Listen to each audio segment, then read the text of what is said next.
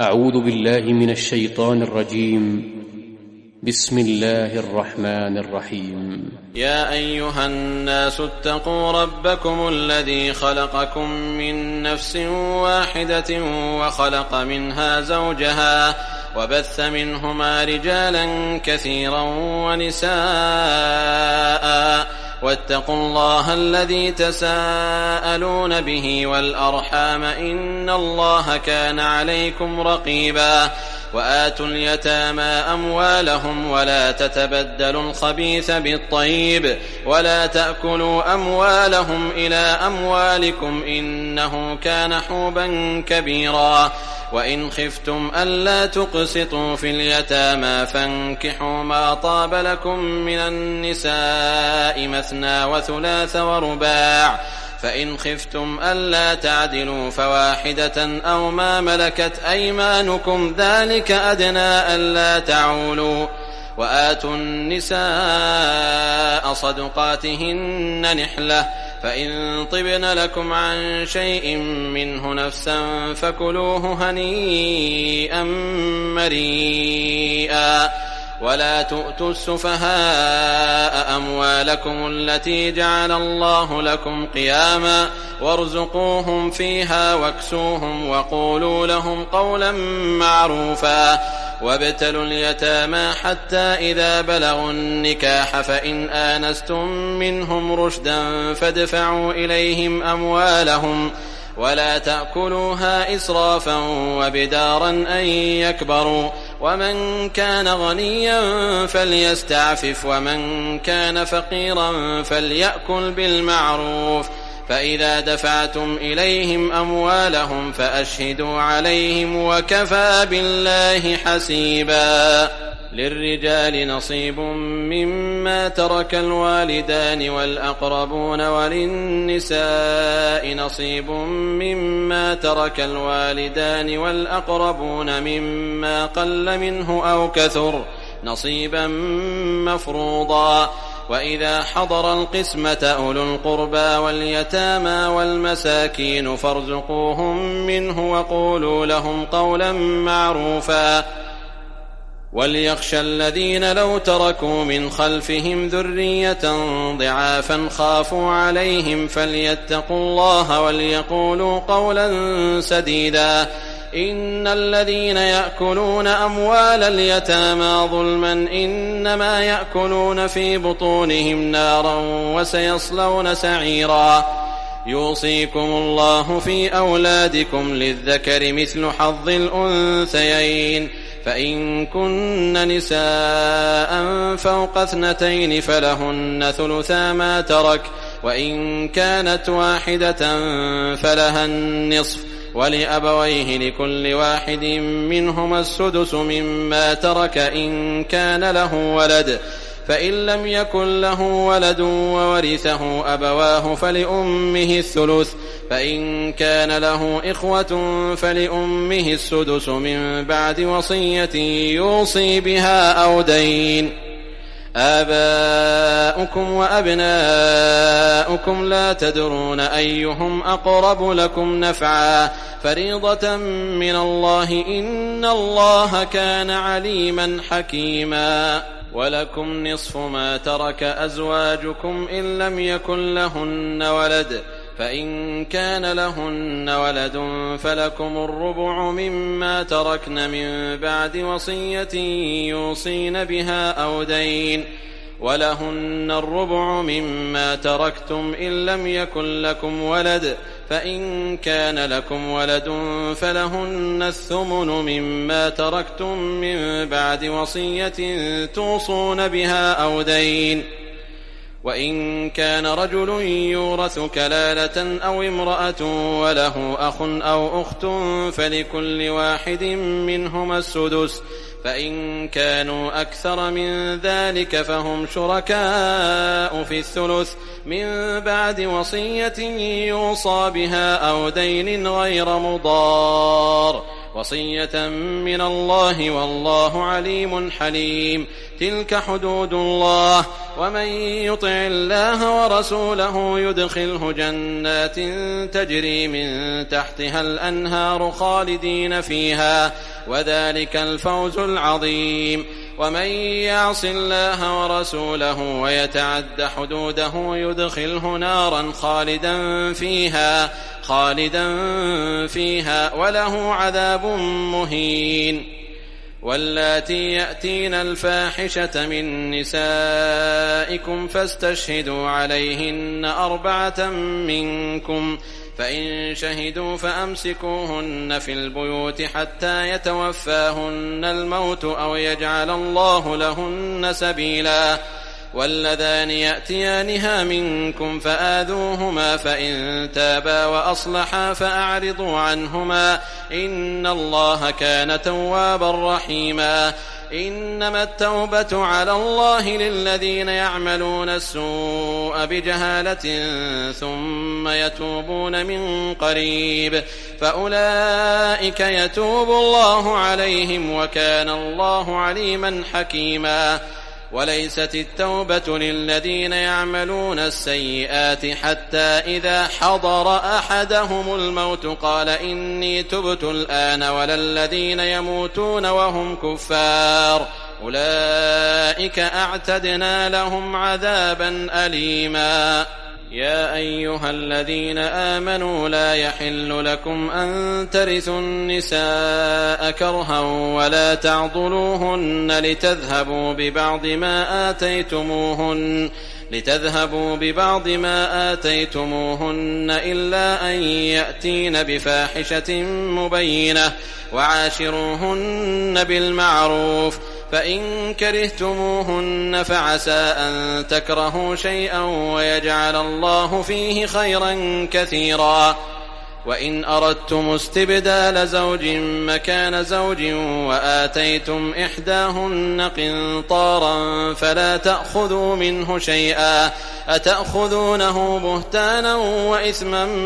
مبينا. وكيف تأخذونه وقد أفضى بعضكم إلى بعض وأخذن منكم ميثاقا غليظا. ولا تنكحوا ما نكح آباؤكم من النساء إلا ما قد سلف إنه كان فاحشة ومقتا وساء سبيلا. حرمت عليكم أمهاتكم وبناتكم وأخواتكم وعماتكم وخالاتكم وبنات الأخ وبنات الأخت وأمهاتكم اللاتي أرضعنكم وأخواتكم من الرضاعة وأمهات نسائكم وربائبكم اللاتي في حجوركم من نسائكم اللاتي دخلتم بهن، فإن لم تكونوا دخلتم بهن فلا جناح عليكم، وحلائل أبنائكم الذين من أصلابكم، وأن تجمعوا بين الأختين إلا ما قد سلف إن الله كان غفورا رحيما. والمحصنات من النساء إلا ما ملكت أيمانكم كتاب الله عليكم، وأحل لكم ما وراء ذلكم أن تبتغوا بأموالكم محصنين غير مسافحين، فما استمتعتم به منهن فآتوهن أجورهن فريضة، ولا جناح عليكم فيما تراضيتم به من بعد الفريضة إن الله كان عليما حكيما. ومن لم يستطع منكم طولا أن ينكح المحصنات المؤمنات فمما ملكت أيمانكم من فتياتكم المؤمنات، والله أعلم بإيمانكم بعضكم من بعض، فانكحوهن بإذن أهلهن وآتوهن أجورهن بالمعروف محصنات غير مسافحات ولا متخذات أخدان، فإذا أحصن فإن أتين بفاحشة فعليهن نصف ما على المحصنات من العذاب، ذلك لمن خشي العنة منكم، وأن تصبروا خير لكم والله غفور رحيم. يريد الله ليبين لكم ويهديكم سنن الذين من قبلكم ويتوب عليكم والله عليم حكيم والله يريد أن يتوب عليكم ويريد الذين يتبعون الشهوات أن تميلوا ميلا عظيما يريد الله أن يخفف عنكم وخلق الإنسان ضعيفا يا أيها الذين آمنوا لا تأكلوا أموالكم بينكم بالباطل إلا أن تكون تجارة عن تراض منكم ولا تقتلوا أنفسكم إن الله كان بكم رحيما ومن يفعل ذلك عدوانا وظلما فسوف نصليه نارا وكان ذلك على الله يسيرا إن تجتنبوا كبائر ما تنهون عنه نكفر عنكم سيئاتكم وندخلكم مدخلا كريما ولا تتمنوا ما فضل الله به بعضكم على بعض للرجال نصيب مما اكتسبوا وللنساء نصيب مما اكتسبن واسألوا الله من فضله إن الله كان بكل شيء عليما ولكل جعلنا موالي مما ترك الوالدان والأقربون والذين عقدت أيمانكم فآتوهم نصيبهم إن الله كان على كل شيء شهيدا الرجال قوامون على النساء بما فضل الله بعضهم على بعض وبما أنفقوا من أموالهم فالصالحات قانتات حافظات للغيب بما حفظ الله واللاتي تخافون نشوزهن فعظوهن واهجروهن في المضاجع واضربوهن فإن أطعنكم فلا تبغوا عليهن سبيلا إن الله كان عليا كبيرا وإن خفتم شقاق بينهما فابعثوا حكما من أهله وحكما من أهلها إن يريدا إصلاحا يوفق الله بينهما إن الله كان عليما خبيرا واعبدوا الله ولا تشركوا به شيئا وبالوالدين إحسانا وبذي القربى واليتامى والمساكين والجار ذي القربى والجار الجنب والصاحب بالجنب وابن السبيل وما ملكت أيمانكم إن الله لا يحب من كان مختالا فخورا الذين يبخلون ويأمرون الناس بالبخل ويكتمون ما آتاهم الله من فضله وأعتدنا للكافرين عذابا مهينا والذين ينفقون أموالهم رئاء الناس ولا يؤمنون بالله ولا باليوم الآخر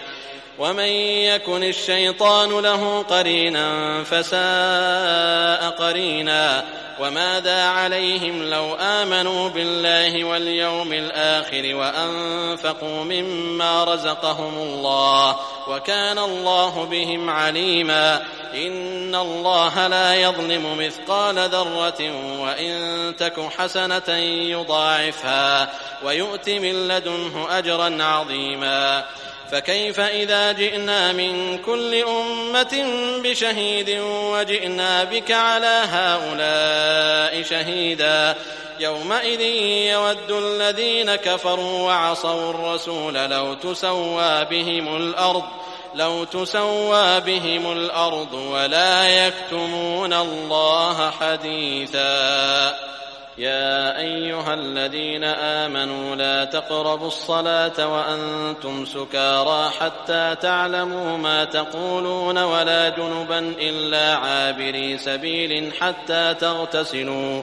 وإن كنتم مرضى أو على سفر أو جاء أحد منكم من الغائط أو لامستم النساء فلم تجدوا ماء فتيمموا صعيدا طيبا فامسحوا بوجوهكم وأيديكم إن الله كان عفوا غفورا. ألم تر إلى الذين أوتوا نصيبا من الكتاب يشترون الضلالة ويريدون أن تضلوا السبيل والله أعلم بأعدائكم وكفى بالله وليا وكفى بالله نصيرا. من الذين هادوا يحرفون الكلم عن مواضعه ويقولون سمعنا وعصينا واسمع غير مسمع وراعنا ليا بألسنتهم وطعنا في الدين ولو أنهم قالوا سمعنا وأطعنا واسمع وانظرنا لكان خيرا لهم وأقوم ولكن لعنهم الله بكفرهم فلا يؤمنون إلا قليلا. يا أيها الذين أوتوا الكتاب آمنوا بما نزلنا مصدقا لما معكم من قبل أن نطمس وجوها فنردها على أدبارها أو نلعنهم كما لعنا أصحاب السبت وكان أمر الله مفعولا. إن الله لا يغفر أن يشرك به ويغفر ما دون ذلك لمن يشاء ومن يشرك بالله فقد افترى إثما عظيما. ألم تر إلى الذين يزكون أنفسهم بل الله يزكي من يشاء ولا يظلمون فتيلا. انظر كيف يفترون على الله الكذب وكفى به إثما مبينا. ألم تر إلى الذين أوتوا نصيبا من الكتاب يؤمنون بالجبت والطاغوت ويقولون للذين كفروا هؤلاء أهدى من الذين آمنوا سبيلا. أولئك الذين لعنهم الله ومن يلعن الله فلن تجد له نصيرا. أم لهم نصيب من الملك فإذا لا يؤتون الناس نقيرا. أم يحسدون الناس على ما آتاهم الله من فضله فقد آتينا آل إبراهيم الكتاب والحكمة وآتيناهم ملكا عظيما. فمنهم من آمن به ومنهم من صد عنه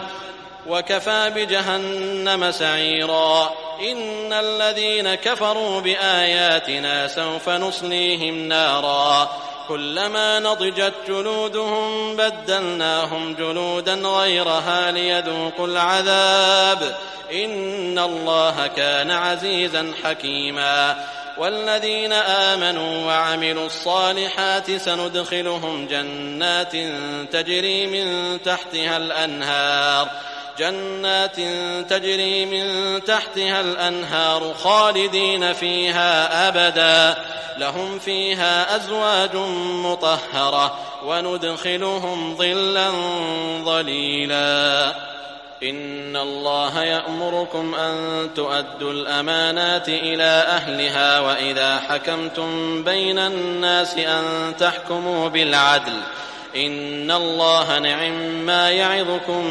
به إن الله كان سميعا بصيرا. يا أيها الذين آمنوا أطيعوا الله وأطيعوا الرسول وأولي الأمر منكم فإن تنازعتم في شيء فردوه إلى الله والرسول إن كنتم تؤمنون بالله واليوم الآخر ذلك خير وأحسن تأويلا. ألم تر إلى الذين يزعمون أنهم آمنوا بما أنزل إليك وما أنزل من قبلك يريدون أن يتحاكموا إلى الطاغوت وقد أمروا أن يكفروا به ويريد الشيطان أن يضلهم ضلالا بعيدا. وإذا قيل لهم تعالوا إلى ما أنزل الله وإلى الرسول رأيت المنافقين يصدون عنك صدودا. فكيف إذا أصابتهم مصيبة بما قدمت أيديهم ثم جاءوك يحلفون بالله إن أردنا إلا إحسانا وتوفيقا أولئك الذين يعلم الله ما في قلوبهم فأعرض عنهم وعظهم وقل لهم في أنفسهم قولا بليغا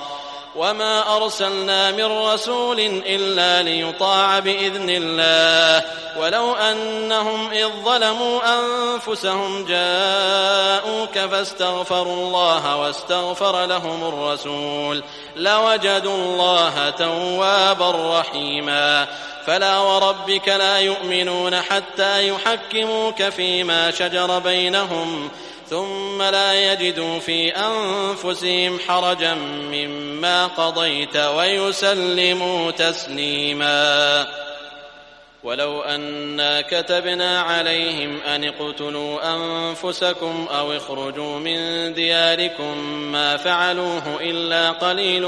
منهم ولو أنهم فعلوا ما يوعظون به لكان خيرا لهم وأشد تثبيتا وإذا لآتيناهم من لدنا أجرا عظيما ولهديناهم صراطا مستقيما ومن يطع الله والرسول فأولئك مع الذين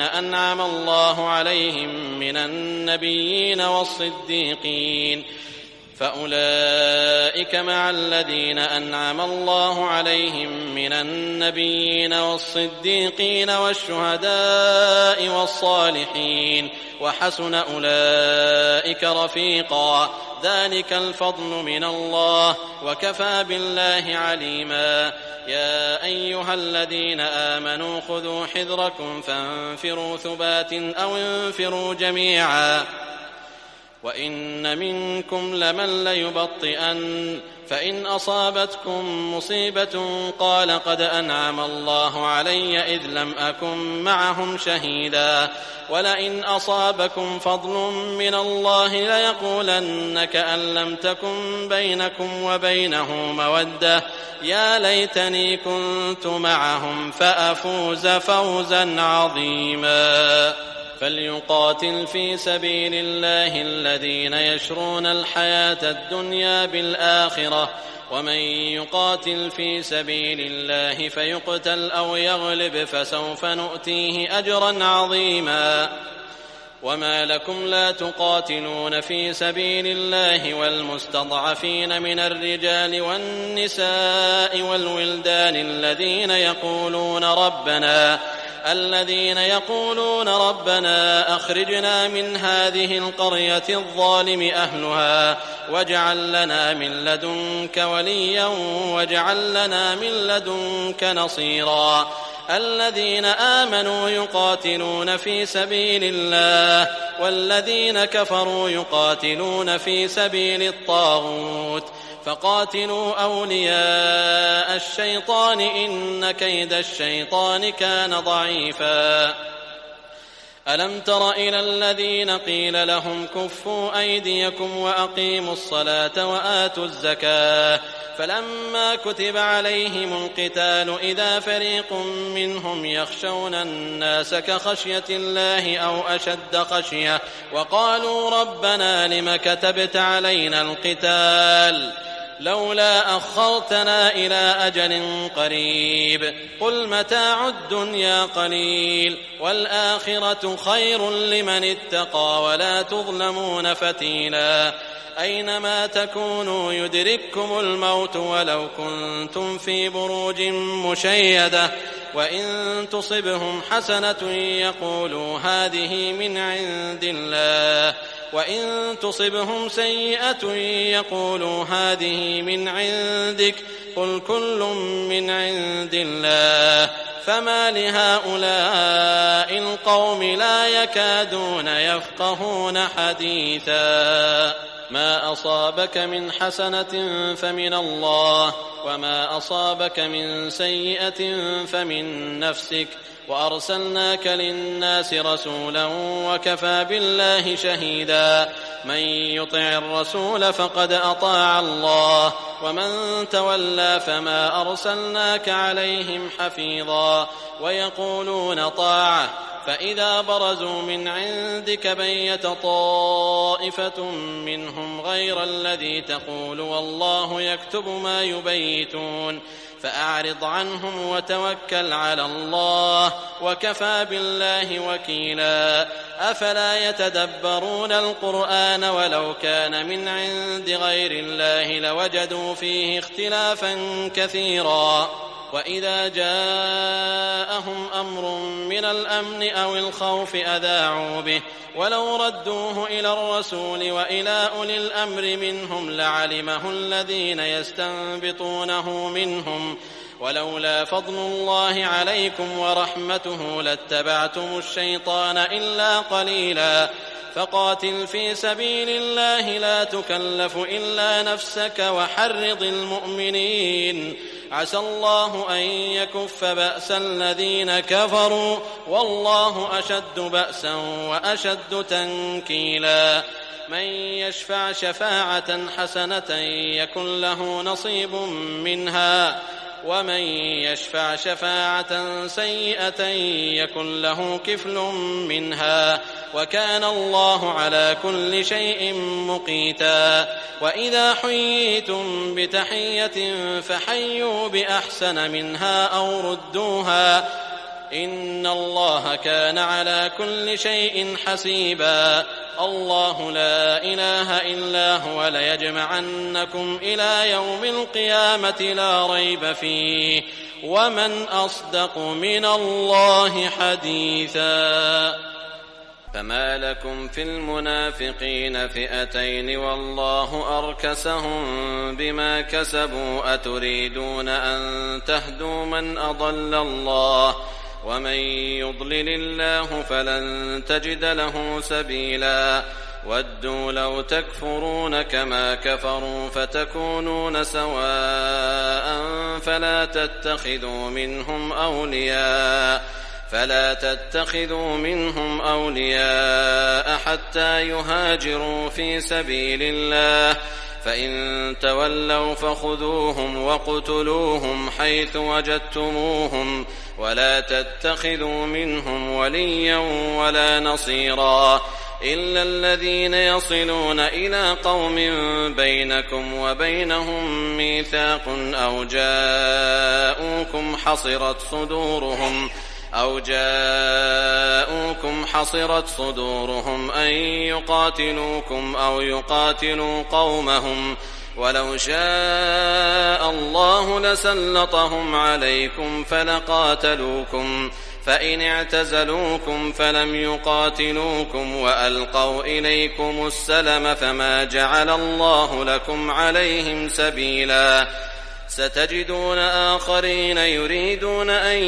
يأمنوكم ويأمنوا قومهم كلما ردوا إلى الفتنة أركسوا فيها فإن لم يعتزلوكم ويلقوا إليكم السلم ويكفوا أيديهم فخذوهم وقتلوهم حيث ثقفتموهم وأولئكم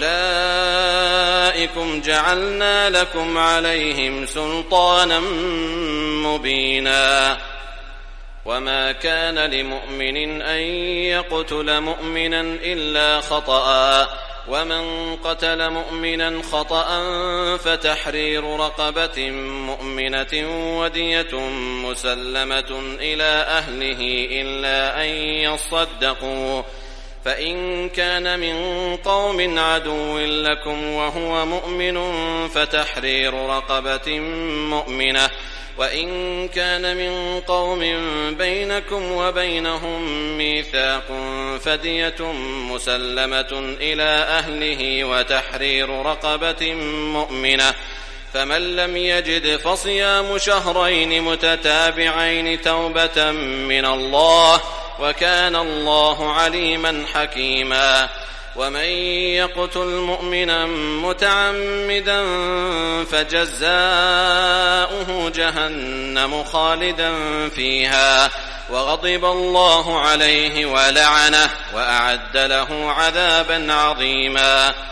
يا أيها الذين آمنوا إذا ضربتم في سبيل الله فتبينوا ولا تقولوا لمن ألقى إليكم السلام لست مؤمنا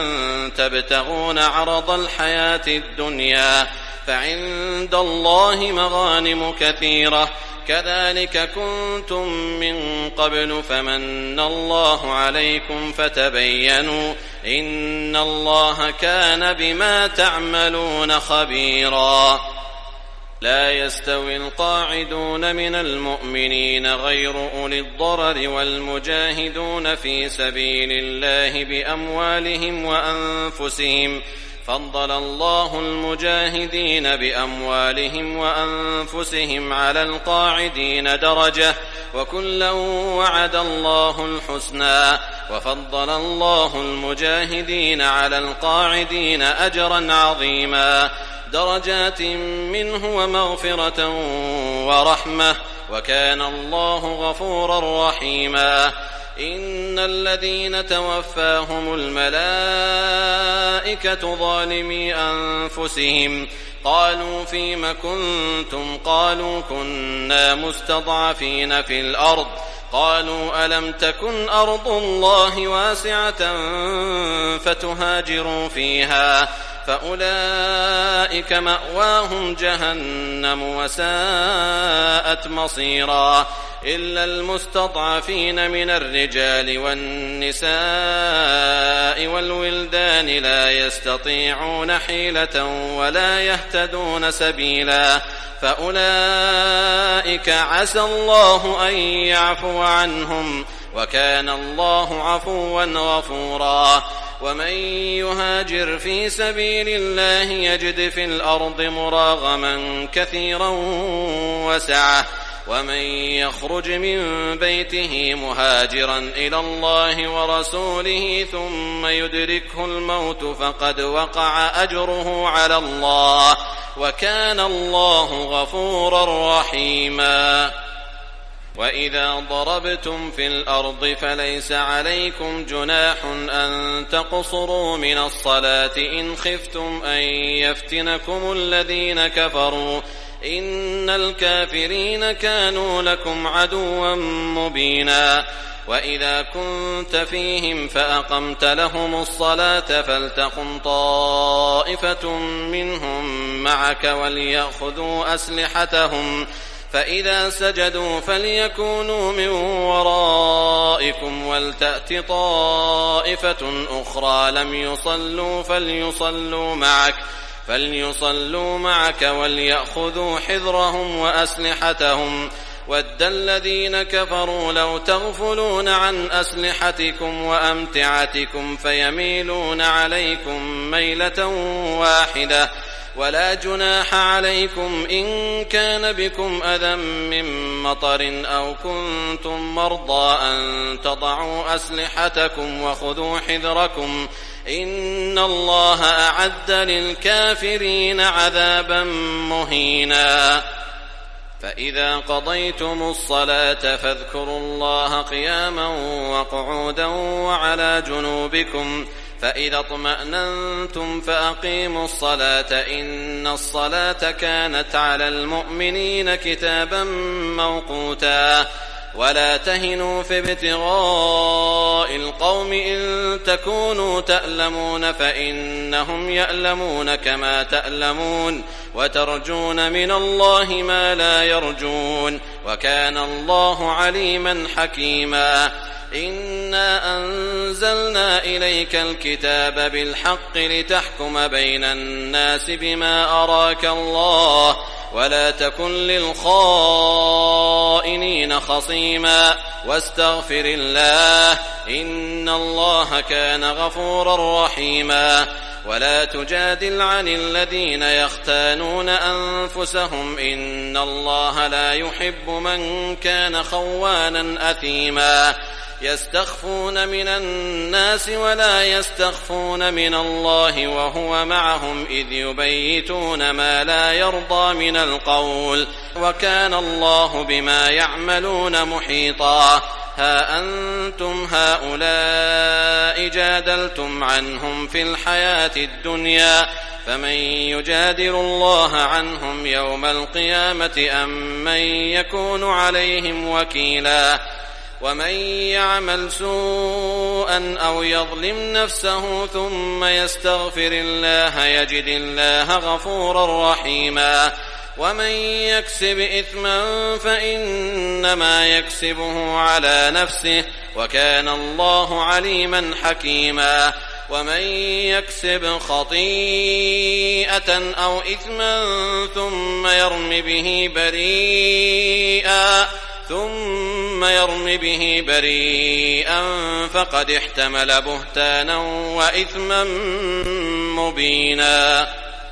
ولولا فضل الله عليك ورحمته لهمت طائفة منهم أن يضلوك وما يضلون إلا أنفسهم وما يضرونك من شيء وأنزل الله عليك الكتاب والحكمة وعلمك ما لم تكن تعلم وكان فضل الله عليك عظيما لا خير في كثير من نجواهم إلا من أمر بصدقة أو معروف أو إصلاح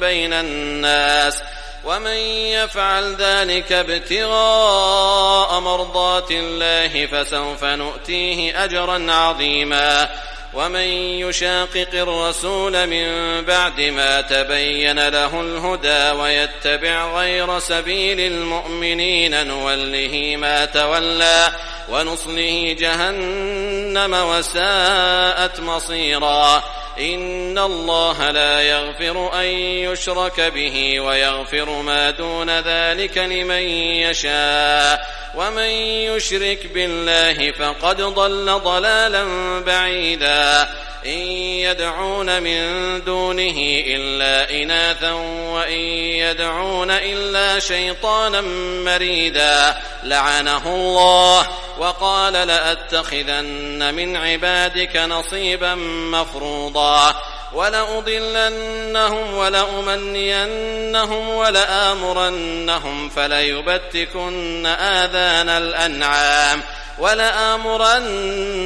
فليغيرن خلق الله ومن يتخذ الشيطان وليا من دون الله فقد خسر خسرانا مبينا يعدهم ويمنيهم وما يعدهم الشيطان إلا غرورا أولئك مأواهم جهنم ولا يجدون عنها محيصا والذين آمنوا وعملوا الصالحات سندخلهم جنات تجري من تحتها الأنهار خالدين فيها أبدا وعد الله حقا ومن أصدق من الله قيلا ليس بأمانيكم ولا أماني أهل الكتاب من يعمل سوءا يجز به ولا يجد له من دون الله وليا ولا نصيرا ومن يعمل من الصالحات من ذكر أو أنثى وهو مؤمن فأولئك يدخلون الجنة ولا يظلمون نقيرا ومن أحسن دينا ممن أسلم وجهه لله وهو محسن واتبع ملة إبراهيم حنيفا واتخذ الله إبراهيم خليلا ولله ما في السماوات وما في الأرض وكان الله بكل شيء محيطا ويستفتونك في النساء قل الله يفتيكم فيهن وما يتلى عليكم في الكتاب في يتامى النساء اللاتي لا تؤتونهن ما كتب لهن وترغبون أن تنكحوهن والمستضعفين من الولدان وأن تقوموا لليتامى بالقسط وما تفعلوا من خير فإن الله كان به عليما وإن امرأة خافت من بعلها نشوزا أو إعراضا فلا جناح عليهما فلا جناح عليهما أن يصلحا بينهما صلحا والصلح خير. وأحضرت الأنفس الشح وإن تحسنوا وتتقوا فإن الله كان بما تعملون خبيرا. ولن تستطيعوا أن تعدلوا بين النساء ولو حرصتم فلا تميلوا كل الميل فتذروها كالمعلقة وإن تصلحوا وتتقوا فإن الله كان غفورا رحيما. وإن يتفرقا يغن الله كلا من سعته وكان الله واسعا حكيما. ولله ما في السماوات وما في الأرض ولقد وصينا الذين أوتوا الكتاب من قبلكم وإياكم أن اتقوا الله وإن تكفروا فإن لله ما في السماوات وما في الأرض وكان الله غنيا حميدا. ولله ما في السماوات وما في الأرض وكفى بالله وكيلا. إن يشأ يذهبكم أيها الناس ويأت بآخرين وكان الله على ذلك قديرا. من كان يريد ثواب الدنيا فعند الله ثواب الدنيا والآخرة وكان الله سميعا بصيرا. يا أيها الذين آمنوا كونوا قوامين بالقسط شهداء لله ولو على أنفسكم أو الوالدين والأقربين إن يكن غنيا أو فقيرا فالله أولى بهما فلا تتبعوا الهوى أن تعدلوا وإن تلووا أو تعرضوا فإن الله كان بما تعملون خبيرا. يا أيها الذين آمنوا بالله ورسوله والكتاب الذي نزل على رسوله والكتاب الذي أنزل من قبل ومن يكفر بالله وملائكته وكتبه ورسله واليوم الآخر فقد ضل ضلالا بعيدا. إن الذين آمنوا ثم كفروا ثم آمنوا ثم كفروا ثم ازدادوا كفرا لم يكن الله ليغفر لهم ولا ليهديهم سبيلا. بشر المنافقين بأن لهم عذابا أليما. الذين يتخذون الكافرين أولياء من دون المؤمنين أيبتغون عندهم العزة فإن العزة لله جميعا. وقد نزل عليكم في الكتاب أن إذا سمعتم آيات الله يكفر بها ويستهزأ بها فلا تقعدوا معهم حتى يخوضوا في حديث غيره إنكم إذا مثلهم إن الله جامع المنافقين والكافرين في جهنم جميعا. الذين يتربصون بكم فإن كان لكم فتح من الله قالوا ألم نكن معكم وإن كان للكافرين نصيب قالوا ألم نستحوذ عليكم ونمنعكم من المؤمنين فالله يحكم بينكم يوم القيامة ولن يجعل الله للكافرين على المؤمنين سبيلا. إن المنافقين يخادعون الله وهو خادعهم وإذا قاموا إلى الصلاة قاموا كسى لا يراءون الناس ولا يذكرون الله إلا قليلا مذبذبين بين ذلك لا إله هؤلاء ولا إله هؤلاء ومن يضلل الله فلن تجد له سبيلا. يا أيها الذين آمنوا لا تتخذوا الكافرين أولياء من دون المؤمنين أتريدون أن تجعلوا لله عليكم سلطانا مبينا. إن المنافقين في الدرك الأسفل من النار ولن تجد لهم نصيرا إلا الذين تابوا وأصلحوا واعتصموا بالله وأخلصوا دينهم لله فأولئك مع المؤمنين وسوف يؤتي الله المؤمنين أجرا عظيما ما يفعل الله بعذابكم إن شكرتم وآمنتم وكان الله شاكرا عليما لا يحب الله الجهر بالسوء من القول إلا من ظلم وكان الله سميعا عليما إن تبدوا خيرا أو تخفوه أو تعفوا عن سوء فإن الله كان عفوا قديرا إن الذين يكفرون بالله ورسله ويريدون أن يفرقوا بين الله ورسله ويقولون نؤمن ببعض ونكفر ببعض ويريدون أن يتخذوا بين ذلك سبيلا أولئك هم الكافرون حقا وأعتدنا للكافرين عذابا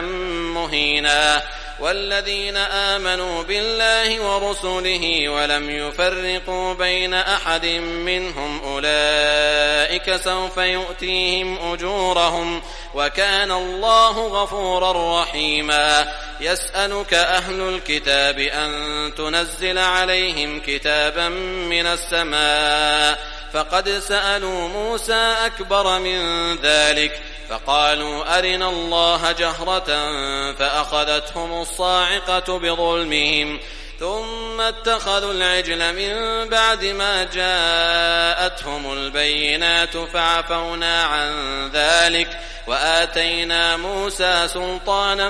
مبينا ورفعنا فوقهم الطور بميثاقهم وقلنا لهم ادخلوا الباب سجدا وقلنا لهم لا تعدوا في السبت وأخذنا منهم ميثاقا غليظا فبما نقضهم ميثاقهم وكفرهم بآيات الله وقتلهم الأنبياء بغير حق وقولهم قلوبنا غلف بل طبع الله عليها بكفرهم فلا يؤمنون إلا قليلا وبكفرهم وقولهم على مريم بهتانا عظيما وقولهم إنا قتلنا المسيح عيسى ابن مريم رسول الله وما قتلوه وما صلبوه ولكن شبه لهم وإن الذين اختلفوا فيه لفي شك منه ما لهم به من علم إلا اتباع الظن وما قتلوه يقينا بل رفعه الله إليه وكان الله عزيزا حكيما وإن من أهل الكتاب إلا ليؤمنن به قبل موته ويوم القيامة يكون عليهم شهيدا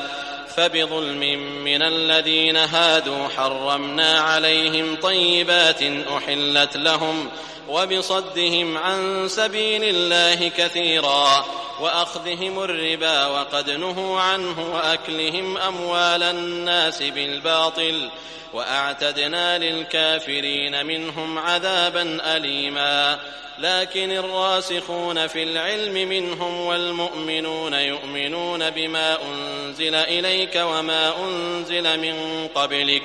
والمقيمين الصلاة والمؤتون الزكاة والمؤمنون بالله واليوم الآخر أولئك سنؤتيهم أجرا عظيما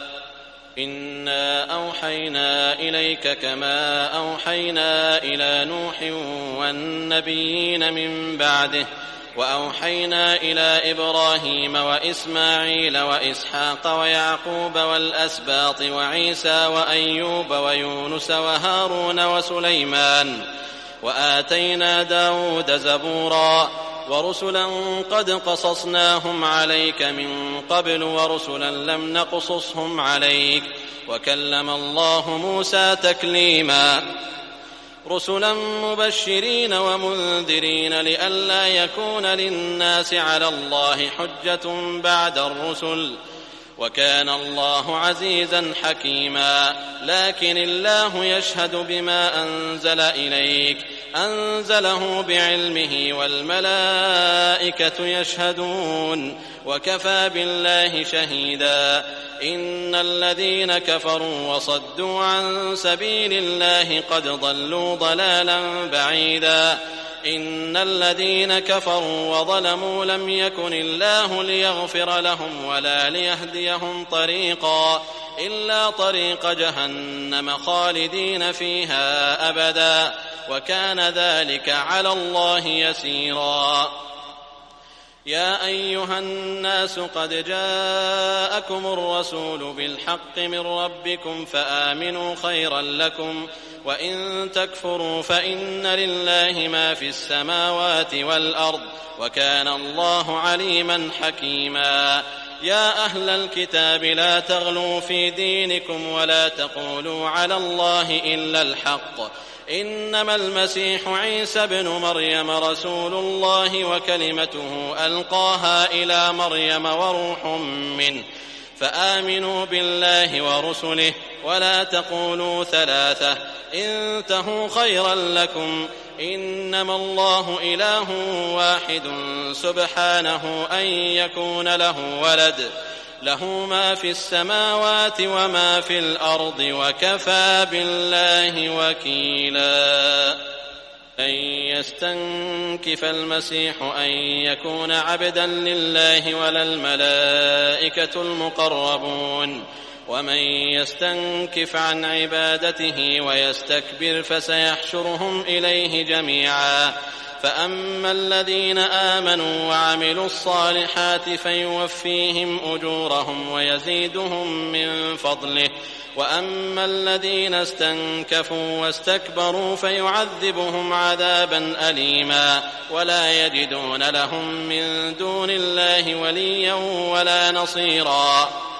يا أيها الناس قد جاءكم برهان من ربكم وأنزلنا إليكم نورا مبينا.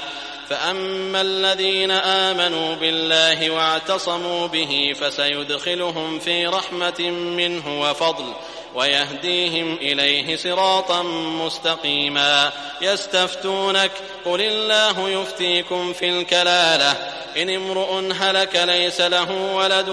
وله أخت